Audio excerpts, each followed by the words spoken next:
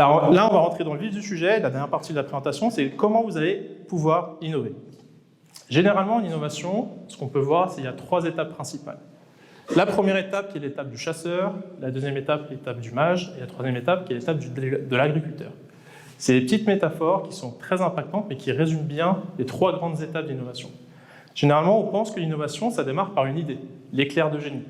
Cette fameuse image que tout le monde partage, le Eureka dans sa baignoire ou sur ses toilettes, ça dépend des personnes. Et ça, c'est faux. La première étape d'innovation, et c'est l'étape du chasseur, c'est une observation clé, une frustration.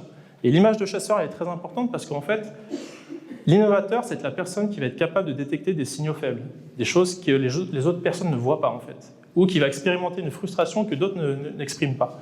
Et c'est cet élément clé qui va démarrer, ce qu'on appelle vraiment cette partie observation clé. Ensuite, la deuxième étape, qui est l'étape du mage, et ça c'est l'image du mage qui est entre ciel et terre, donc entre les idées et la réalité.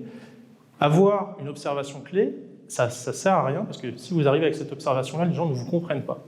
Ils vont dire, ben ouais, ok, t'as vu, les mails c'est un peu long. Ouais. Et c'est pour ça que c'est important de dire comment cette observation, je peux la transcrire en une idée clé. Donc c'est quelque chose qui va être palpable, que vous allez pouvoir échanger, partager avec les gens et qui vont comprendre ce que vous voulez mettre en place. Et ça, c'est l'étape numéro 2.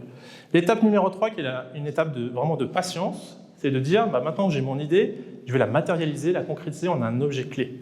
Et cette image-là est très importante parce que l'image de l'agriculteur, c'est quelqu'un qui va venir planter la petite graine dans la terre et qui va, avec amour, en connaissant le milieu, la météo, etc., qui va être capable de transformer cette graine en plante. Et ça demande beaucoup de temps.